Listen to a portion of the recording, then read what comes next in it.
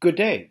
My name is David Wild, and this is part one of a three-part lecture on Chapter 1, What is Management, from Connect Master Management 2.0.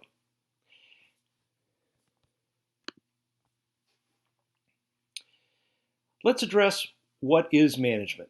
And by the end of this lesson, you will be able to describe a manager's job and responsibilities in organizations, to describe the concept of management and its various functions and its factors, to contrast the three levels of management and the skills associated with each, to evaluate how managers may have to utilize multiple roles at one time, to be able to describe how managers develop their expertise, to be able to explain how managers' organizational value is assessed, to explain the importance of studying management in preparation for a professional career, and to evaluate a manager's success in an organization.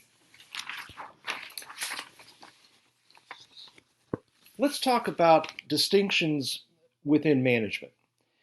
Before you can begin to study and understand the basic principles of management, you must first understand some important distinctions that define the nature of management.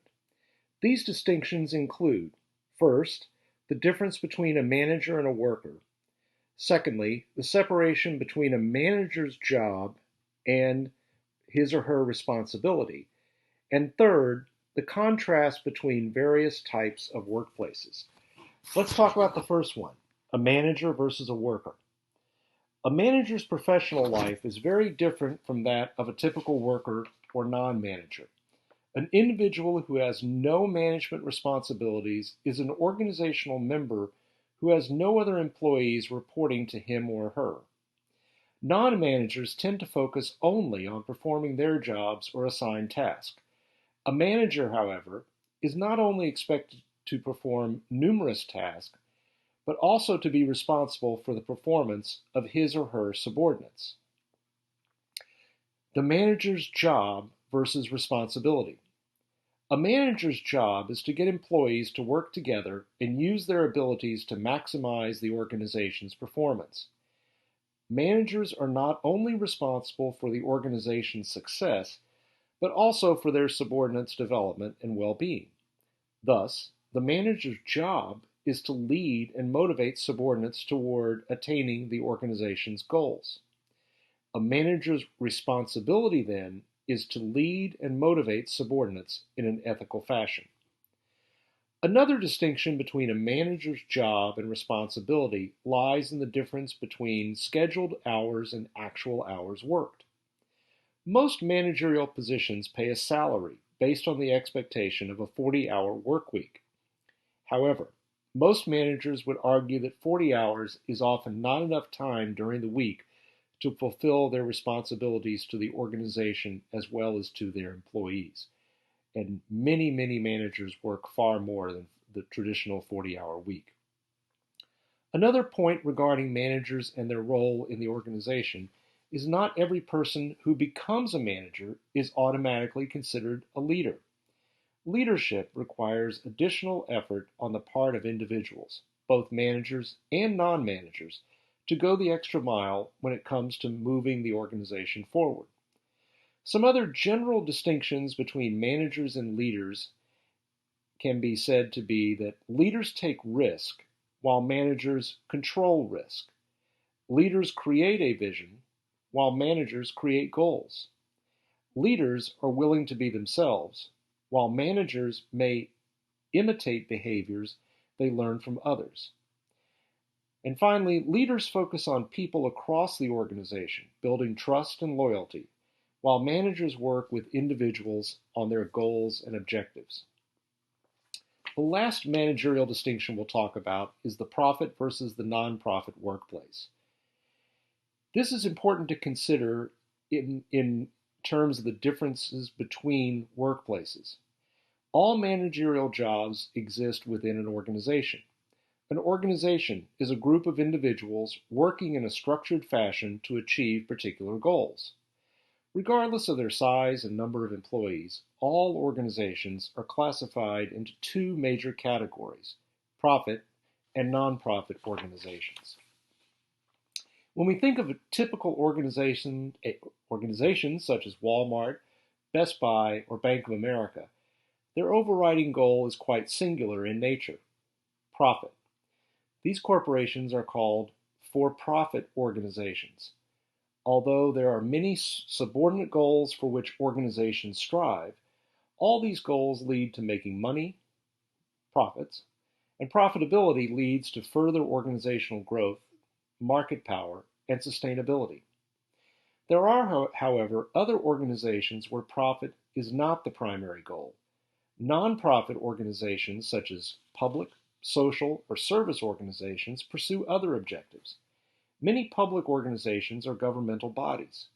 The goals of these governmental entities range from education and entertainment to environmental and public protection. Although public organizations are not bound by profitability demands, it is critical for these institutions to implement cost-control measures to not overspend their budgets. So in summary, managers are responsible for their jobs and the jobs of the employees who report to them. Non-managerial workers are responsible only for their own performance. Managers are not only responsible for the organization's success, but also for their subordinates' development and well-being. The manager's job is to lead and motivate subordinates toward attaining the organization's goals, while his or her responsibility is to do so in an ethical fashion. For-profit organizations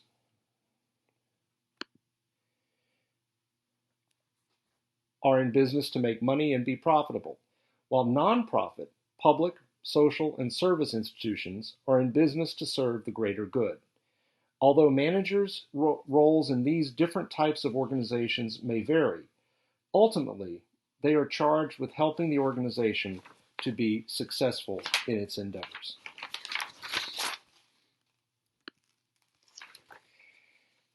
Now let's talk about managerial functions and factors. Management includes all of the planning, organizing, leading, and controlling functions aimed at an organization's resources so that it can maximize its organizational performance and achieve its goals in an effective and efficient manner. To understand what managers do, it is helpful to break the definition into the four managerial functions, as you see in Figure 1: planning, organizing, leading, and controlling. These are the four functions of management. Let's talk planning. Planning is an important function of the management process because this is where the fundamental purpose of the organization is conceived. The vision, mission, core values, goals, objectives, and strategy of the organization are all addressed within the planning process. The vision and mission of the organization provide its eventual chosen destination, while the strategic, tactical, and operational planning processes create the roadmap to get there. The second function of management is organizing.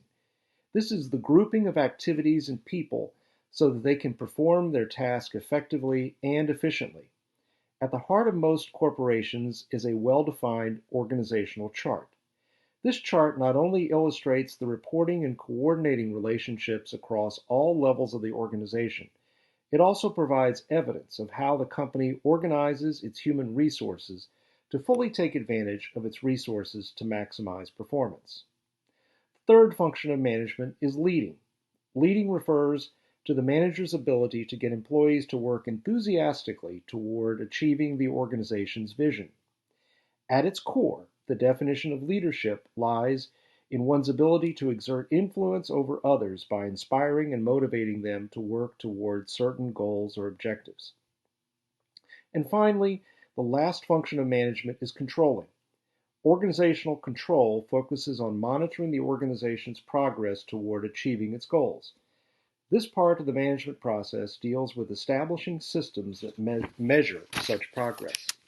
The controlling function of management provides the organization with internal checks necessary to monitor organizational performance and to make the determination that the company is proceeding in the right direction as effectively and efficiently as possible.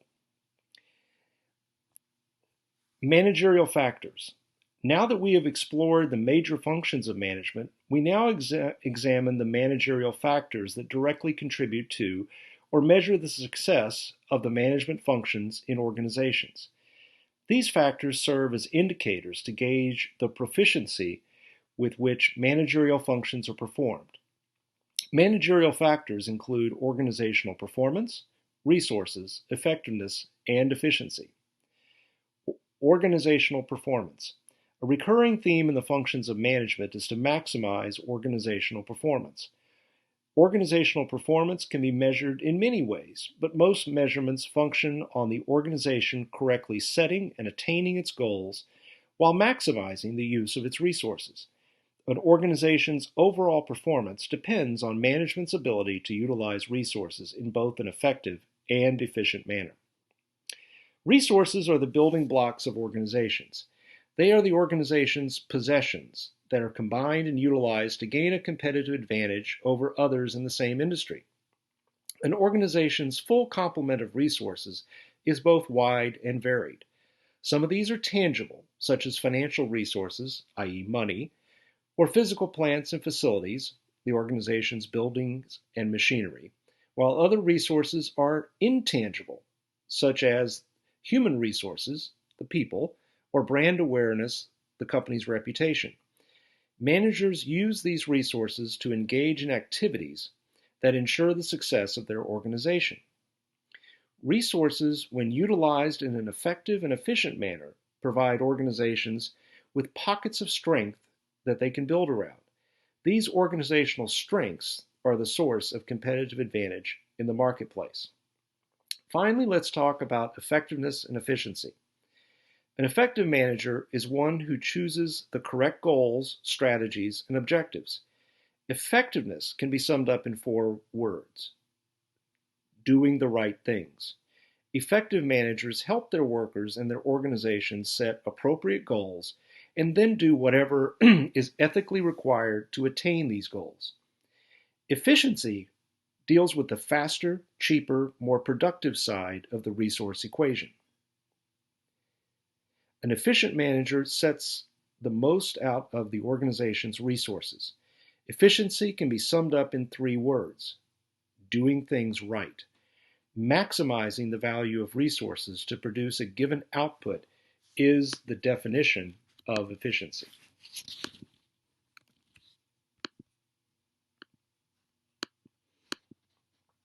Now, let's talk about effectiveness versus efficiency. As the slides go by. Striving for both effectiveness and efficiency presents managers with an interesting dilemma if they fall short. Can our organization excel at one of these 2 factors at the expense of the other? A successful manager is one who plans, organizes, leads, and controls company resources in an effective and efficient manner to maximize organizational performance and achieve its goals. Clearly, managers will have numerous opportunities to significantly influence their organizations throughout their careers. Because of this, successful managers are considered the backbone of their respective organizations. So in summary, management includes all of the planning, organizing, leading, and controlling functions aimed at an organization's full complement of resources so that it can maximize its performance and achieve its goals in an effective and efficient manner. Managerial factors contribute to and measure how well managers perform these functions. These factors include organizational performance, resources, effectiveness, and efficiency. The use of resources effectively and efficiently facilitates high organizational performance and serves as a true barometer of organizational success. This ends part 1 of the lecture on what is management.